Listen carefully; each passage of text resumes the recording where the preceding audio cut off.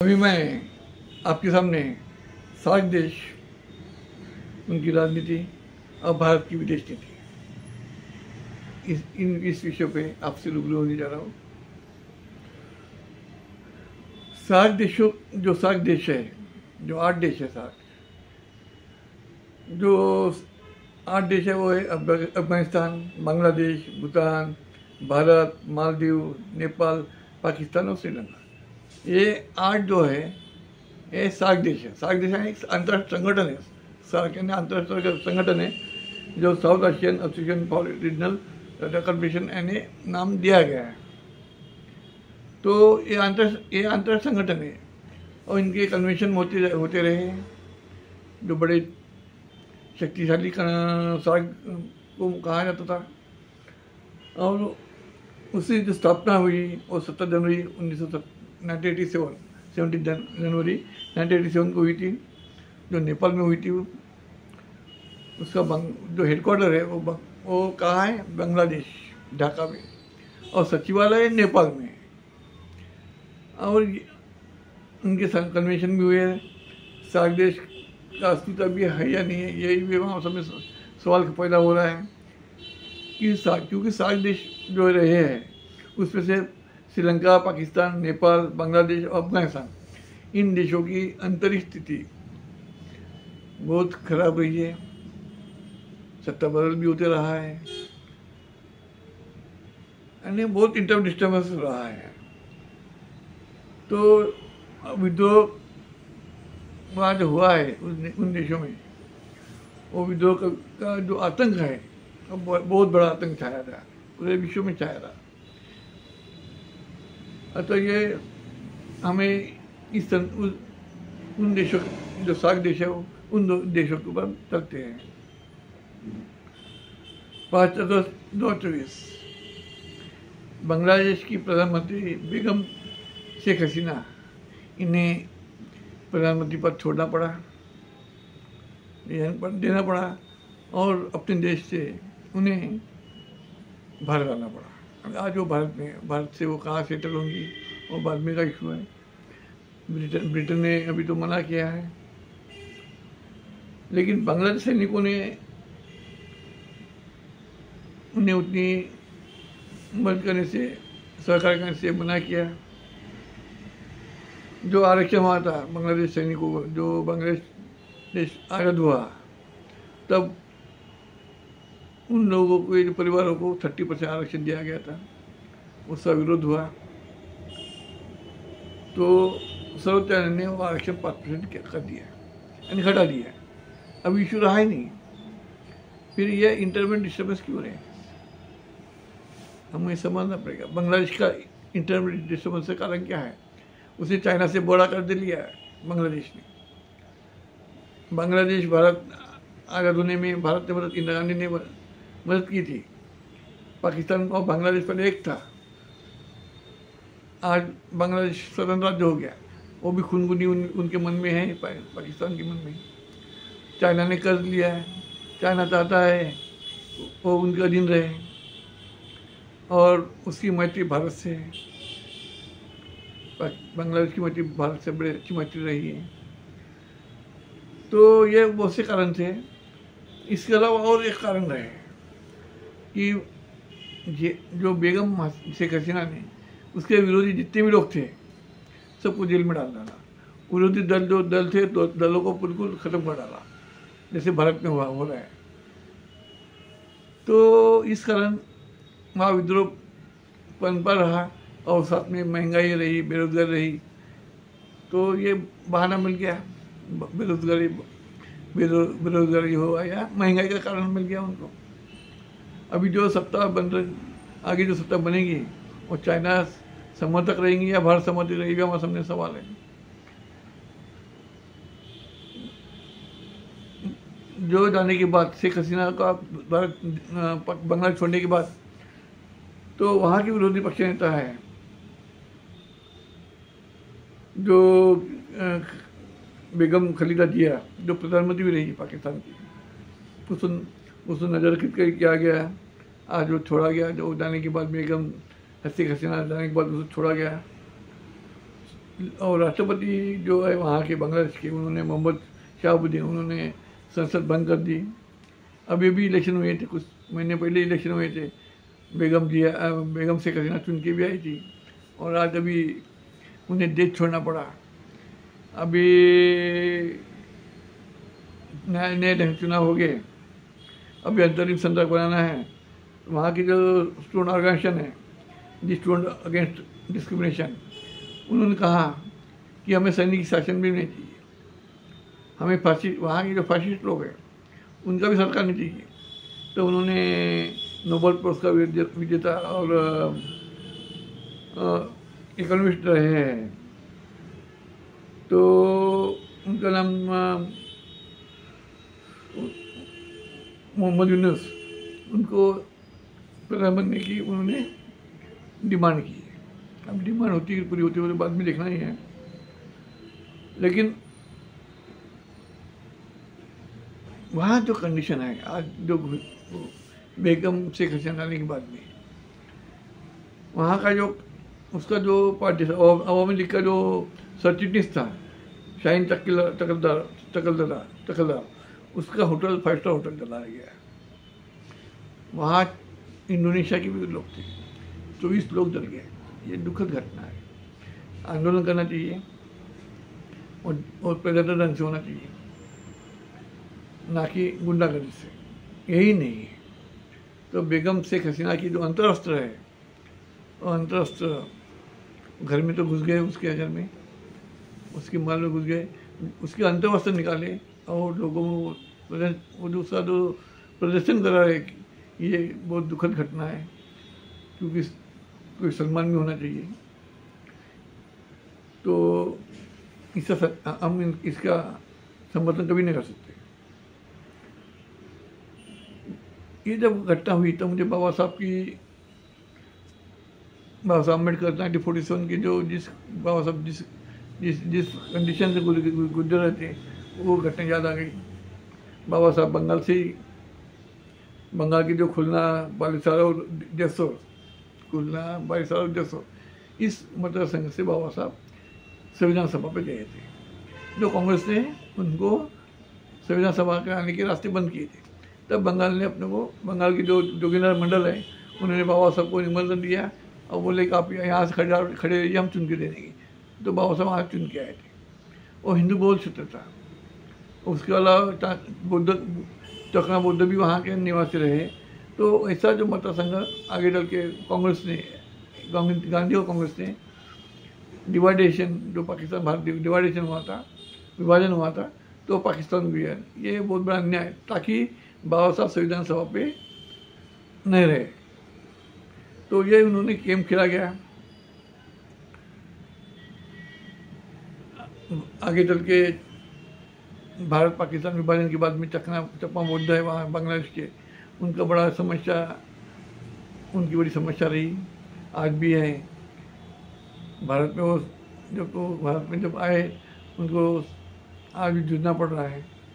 ये बड़ा हमारे सामने बड़ी चेतावनी, हमारे सामने बड़ी समस्या है हमारे सामने। ये जो पाप गांधी कांग्रेस ने किया है, उसका खमीजा आज वो भुगत रही है पाकिस्तान कांग्रेस। अभी हम श्रीलंका के ऊपर थे। श्रीलंका में 1922 में ऐसा विद्रोह हुआ था जैसा पाकिस्तान बांग्लादेश में, वैसा विद्रोह श्रीलंका में हुआ था। अरे वहाँ भी बांग्लादेश में भी आर्थिकरण रहे हैं। यही आर्थिकरण यहाँ कंडीशन वैसे थे, लेकिन आर्थिकरण यहाँ भी था। और जो राजापक्षे है, गोटाबाई राजापक्षे, उनको देश छोड़ के भागना पड़ा और उन्होंने मालदीव में शरण ली थी। उन पर वंशवाद और देश में आर्थिक संकट लाने का आरोप लगाया गया। जब वो चले गए देश छोड़कर, तो जो प्रधानमंत्री थे रानिल विक्रमसिंघे, उसके पहले प्रधानमंत्री उनके भाई थे, राजापक्षे के भाई थे, गोटाबाई राजापक्षे के भाई थे, प्रधानमंत्री थे। इसलिए विद्रोह हुआ तो उन्होंने फिर रिजाइन दिया, फिर रानिल विक्रमसिंघे प्रधानमंत्री बने। तो जब वो देश छोड़ के चले गए अध्यक्ष या राष्ट्रपति, तो आपातकाल की घोषणा इन्होंने की, प्रधानमंत्री ने आपातकाल की घोषणा की। और आगे चल के वो श्रीलंका के कार्यवाहक राष्ट्रपति बन गए। बाद में दिनेश गुणवर्धने ये प्रधानमंत्री बने। अभी श्रीलंका में शांति है, लेकिन कंडीशन यह है कि चाइना ने श्रीलंका को कर दिया है, बांग्लादेश को भी कर दिया है, नेपाल को भी दिया। तो चाइना के अधीन ये अभी मित्रता उनकी बढ़ी है चाइना की। और उसके अलावा जैसा बांग्लादेश में बेगम शेख हसीना घर फूका गया, यानी घर में घुसे, वैसा ही श्रीलंका में भी राष्ट्रपति घर में लोग घुसे थे। दो हम सब ने देखा है। इनके ऊपर आर्थिक भ्रष्टाचार का आरोप लगा है। जब हम पाकिस्तान का ओर बढ़ते हैं तो पाकिस्तान में अभी हम देखते हैं जो प्रधानमंत्री रहे हैं इमरान खान, जो क्रिकेटर भी रहे हैं, उनको 10 साल की जेल हुई है। यहाँ फाइनेंशियल कोई भी करने के लिए इन पे भ्रष्टाचार के आर्थिक भ्रष्टाचार के आरोप लगे हैं। और दूसरी बात सेना का प्रभाव ज़्यादा रहा है, तो सेना का हस्तक्षेप ज़्यादा रहा है। अभी तो राष्ट्रपति आसिफ जरदारी है और प्रधानमंत्री शहबाज शरीफ है। अभी वो उनकी सत्ता नीति कितनी चलेगी ये भी हमको देखना पड़ेगा कि, लेकिन अर्थव्यवस्था पाकिस्तान की अच्छी नहीं है।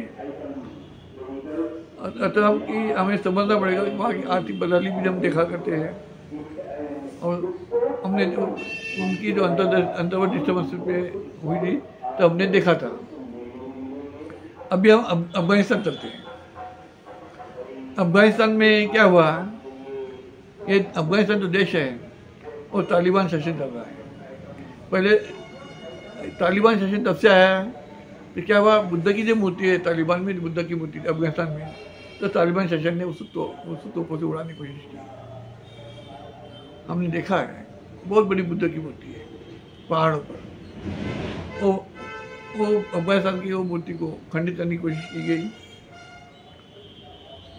बाद में प्रधानमंत्री मोहम्मद हसन अखुन उनको हेल्थ के कारण प्रधानमंत्री पद से हटाया। मौलाना कबीर को अध्यक्ष प्रधानमंत्री बना दिया। राष्ट्रपति मोहम्मद अशरफ जो गनी हैं, इनको प्रधानमंत्री मोदी जी ने 2018 में भारत बुलाया, निमंत्रण दिया था, वो भारत भी आए। लेकिन सवाल हमारे संबंध कैसे बने।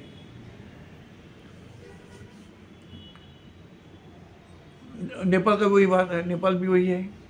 नेपाल में भी तख्ता पलटना एक सामान्य सी बात है।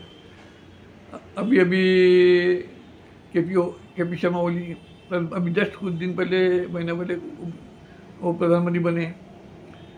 वहाँ के राष्ट्रपति रामचंद्र पौडेल हैं। अभी और क्या होगा इनका भरोसा नहीं है। तो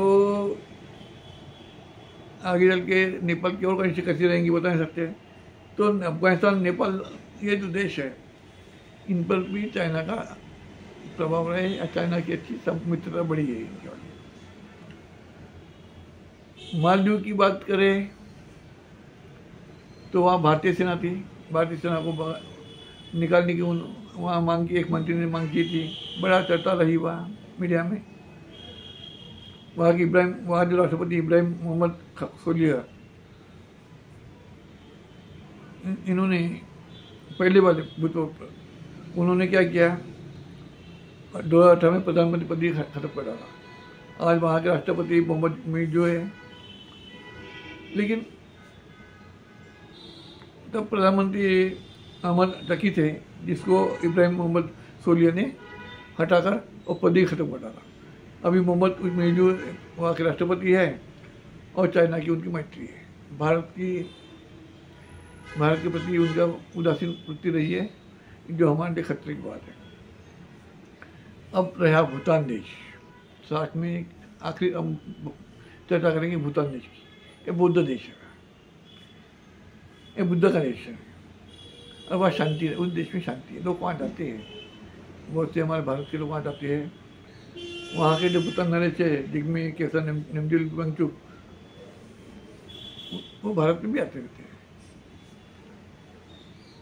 और वहाँ के प्रधानमंत्री दाशु शेरिंग डोब्जे, ये भी और वहाँ के नरेश जो है जिग्मे केसर का जी से अच्छा मेलजोल है, वहाँ अशांति नहीं दिखाई पड़ती और वो शांतिप्रिय लोग हैं। तो ये सब चलते हुए अभी एक देश है जो सार्क देश नहीं है, वो है म्यांमार, नहीं हमारा पड़ोसी है। जो सार्क देश की स्थापना हुई थी तब इसने म्यांमार को नहीं रखा अपने साथ में, वहाँ सैनिक शासन था, वो बहुत कुछ कारण हो सकते हैं। तो मानव अधिकार ह्यूमन राइट्स के लिए लड़ने वाली आंग सान सू की को उन्होंने पदच्युत किया, उनका सरकार हटा दी और वहाँ सैनिक का शासन है। वहाँ के जो राष्ट्रपति है विंग वो कमांडर सैनिकों कमांडर चीफ भी है। और अभी प्रधानमंत्री मिंग ऑंग यांग है। लेकिन आंग सान सू जो मानवीय अधिकार कार्यकर्ता रही है, नेता रही है, उसे जेल हुई है, वो जेल में वो नजरकैद में है, उनकी नजरकैद में है। तो ये जो कंडीशन देश की, दूसरी बात क्या है, आंग सान सू की जो है उसका एजुकेशन भारत में भी हुआ है, 1960-64 के बीच में वो उसका एजुकेशन भारत भी हुआ है। उसका भारत का रिश्ता बहुत करीब का रहा है, दिल्ली में उसका एजुकेशन हुआ है। तो ये हमें समझना पड़ेगा कि जो सार्क देश है, 8 सार्क देश, उसमें 7 लोग भारत से भी कटे हुए हैं, 6 दोस्त भारत से कटे हुए हैं और वो चाइना से मित्रता उनकी बड़ी है।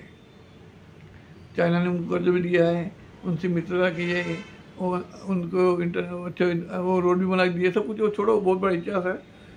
लेकिन भारत की मैत्री का नहीं होना ये हमारे लिए खतरे की चिंता, खतरे की घंटी है। क्योंकि हमारे पड़ोसी हमारे साथ नहीं रहेंगे तो कैसा होगा? अगर पड़ोसी हमारे साथ नहीं रहे तो कैसा करेंगे? तो ये सब जब देखते हैं तो मुझे और एक याद आ गई है। भारत पाकिस्तान विभाजन की जब बात आती है तो जोगिंदर मंडल को बहुत याद करेंगे, क्योंकि जोगिंदर मंडल इन्होंने बाबा साहब को चुनकर देने में संविधान सभा में मदद की थी। 1947 में वो उनका जो क्षेत्र था वो बांग्लादेश में चले गया, पाकिस्तान में चले गया था। तो जोगिंदर मंडल जी पाकिस्तान में चले गए, वहाँ के वो कानून मंत्री बने। लेकिन उन्हें पाकिस्तान रास नहीं आया, वो भारत आए। नेपाल में उन्होंने अपने भारत में कलकत्ता में मुस्तैद हुए। वो जिस कंडीशन से गुजरे, कौन कंडीशन से गुजरे, उसके बारे में फिर कभी चर्चा होगी। लेकिन उन्होंने स्ट्रगल किया है, और स्ट्रगल को हम भूल नहीं सकते। जोगिंदर मंडल जी का योगदान बहुत बड़ा है, योगदान रहा है, और शेड्यूल कास्ट फेडरेशन के भी संपादन कर रहे हैं। तो ये चीज़ें हमको समझना होगा। आगे चल के उनके बेटे जगदीश चंद्र मंडल वो नागपुर आए थे, तो डॉक्टर संजीव गजबी है, इनके साथ में वो मेरे ऑफिसर हैं।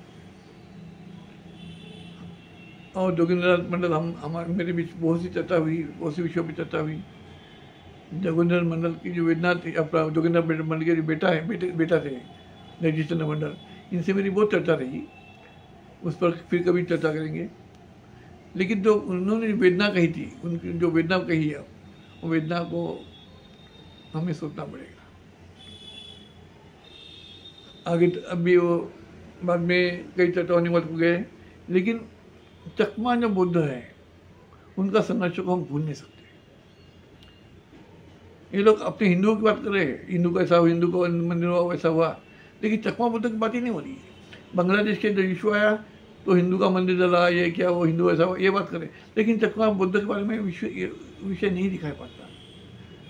तो हमारा दायित्व है कि चकमा बुद्ध के बारे में हमें उठाना पड़ेगा इशू। और दूसरी बात क्या हो रही है, भूटान ये बौद्ध देश है, उसकी मित्रता रही है, लेकिन बाकी जो 6 देश है उनसे हमारी मित्रता नहीं है, हमारे दोस्त नहीं रहे, इसलिए कहना पड़ता दोस्त न रहा। क्यों, लेकिन दोस्त दोस्त क्यों नहीं रहा, ये भी हमारे सामने सवाल है। क्या हमारी विदेश नीति ठीक नहीं रही थी? क्या हमारी विदेश नीति में दोष है? क्या हम हमारे पड़ोसी दोष जो राष्ट्र है उनसे मैत्री करने में कुछ हमें कुछ कमियाँ रही है? क्या हमारी विदेश नीति में कुछ कमियाँ हैं? तो ये सब सोचना पड़ेगा, क्योंकि उन देशों के आंतरिक वातावरण अगर खराब होते हैं तो हमारे देश को भी इसका असर हमारे देश की अर्थनीति पर होगा, और सामाजिक वातावरण पर भी होगा, राजकीय वातावरण पर भी होगा। तो हमें समझना पड़ेगा। वहाँ श्रीलंका राष्ट्रपति देश छोड़ के चले गए, अभी बांग्लादेश की प्रधानमंत्री देश छोड़ के चले गई। ये कंडीशन नरेंद्र मोदी पे नहीं आया, नरेंद्र मोदी को देश छोड़ के नहीं जाना पड़ा। कंडीशन सेम है।